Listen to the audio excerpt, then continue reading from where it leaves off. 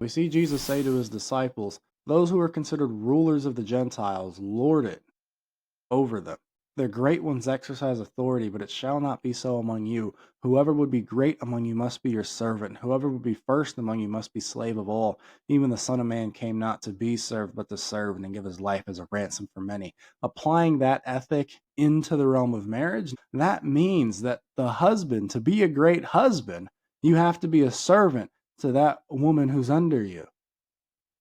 You got to find a way to be her slave. You got to find a way to give your life to serve that woman. But the Roman culture that surrounded them allowed for Roman men to have a high degree of sexual freedom, while women had higher expectations of sexual faithfulness assumed of them, right? This article from Michael J. Kruger from Cannon Fodder, How Early Christianity Was Mocked for Welcoming Women. And the author writes, I recently received a question on Twitter about where in our patristic sources we see early Christianity mocked for being a religion filled with women. The short answer is lots of places. Early Christianity received that criticism because it was so popular with women during that time period. Not what people think about Christianity today.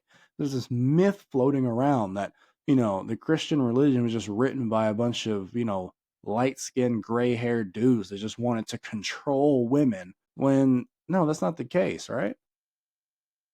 Sociologist Rodney Stark estimates that perhaps 2/3 of the Christian community during the second century was made up of women, the exact opposite ratio in the broader Greco Roman world, where women only made up about 1/3 of the population. So Christianity in the second century was a disproportionately female religion. Now, why would that be the case if everything that Christianity taught was so anti-woman? These are women in a Greco-Roman context. They know what anti-female patriarchy looks like. Why would they be attracted to a second helping? As the author says, women intentionally were leaving the religious systems of the Greco-Roman world, consciously deciding to join the burgeoning Christian movement. No one forced them. No one made them to become Christians. Christianity wasn't very popular. Widely despised, viewed with suspicion and scorn, regarded as a threat to a stable society for the critics of early Christianity. If they were looking for a way to undermine this new religious movement, and they were, then the involvement of women is an easy target. Why? Because it was standard fare in the Greco Roman world to attack religions with women. They did it all the time. There was an ideal of masculinity for the Romans that such religions just didn't meet. So they became the targets of ridicule. And that, again, should not be a surprise. Our culture agrees with this kind of sentiment as well. Men in particular have a tendency to see Christianity as emasculating, because Jesus has a different definition of strength and greatness than our cultural systems teach us and socialize us into. Instead of survival of the fittest, Jesus says offering of the fittest. I'm the fittest, says Jesus. All y'all are the weakest, and I'm going to intentionally choose to die for you. No one takes my life from me. I lay it down of my own accord. Instead of the strong eat the weak, instead of this being a dog eat dog world, the strong will die for the weak.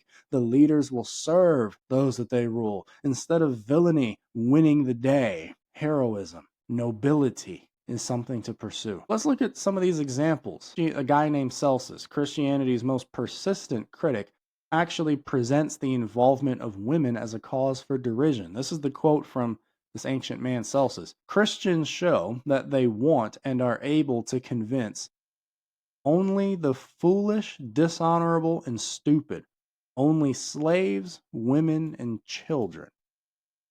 Here, Celsus engages in a standard polemic against Christianity.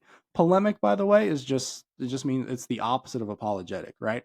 An apologetic is a defense for a worldview. The polemic is an attack on a worldview. So Celsus engages in a standard attack against Christianity, presenting it as something that lacks the Greco-Roman ideals of masculinity and is primarily a religion for women and children. Celsus continues his ridicule by accusing Christians of hiding out in their private houses and unwilling to engage in the public sphere. Yet another way to associate Christianity with women, who are often the managers of those households. He does the same thing again elsewhere when he says that Christian women took children to the wool dresser's shop, or the cobbler's, or the washerwoman's shop that they might learn perfection. He's mocking us. Celsus is probably referring to the way that women catechized or instructed children in homes or private businesses. The early Christian movement is domestic and, ran by women, with the exception of the eldership and the apostles, right? Pliny the Younger writes to Emperor Trajan the fact that he's writing about Christians, but he mentions specifically two female slaves, a less than veiled statement that Christianity is an emasculated religion, even if some men happen to participate. Pliny had complained that this new religious movement has affected both sexes, men and women. Lucian, virulent critic of early Christianity, comments about the quote, widows and orphan children, unquote, who were gullible enough to bring meals to the charlatan Peregrinus while he was in prison. Right? Wild stuff, man. Last example from this particular article author. Early 3rd century, a guy, Minucius Felix, penned an apologetic work called Octavius, which contains a dialogue between a pagan named Caecilius and a Christian named Octavius. Caecilius, the not Christian guy who's arguing against Christianity in the book, offers a lengthy diatribe against Christianity, including the criticism that early Christianity was recruiting from the dregs of the populace. Quote, the dregs of the populace, incredulous women with the inability natural to their sex, unquote. So what do we make of the fact that early Christianity was mocked for being pro-women? Well, it certainly turns the tables on the overused criticism in the modern world that early Christianity was a patriarchal, misogynistic religion that was hostile to women. And while that claim is repeated over and over, it's hard to sustain in the context of the ancient world. It seems more true of the non-Christian Greco-Roman elites. So, if early Christianity was a bad place for women, then apparently all the women who joined the movement never got the memo. Women want men to be strong the way that Jesus commands men to be strong. And true femininity finds safety for its best, most beautiful expression under the banner of Jesus defined strong masculinity. That's also why eldership is exclusive to men. Men, you got to lead. That's what you do. And men, when you lead well, the women will have the space to be women. They don't have to split their time between trying to be a woman and trying to be a man. Jesus lays out the two options for the Christian male. Either you get married and be faithful in that marriage, loving and serving and leading your wife in the Lord, or become a eunuch for the kingdom. But Jesus has a zero tolerance policy towards diminishing marriage for the sake of your comfort and for the sake of your indulgence. Because marriage is a lived out picture of the gospel. The man portrays Christ while the wife portrays the church. If you aren't committed to sketching that image faithfully, then respectfully, don't even pick up the pen. Just be a eunuch for Jesus and use that extra time on your hand for my kingdom.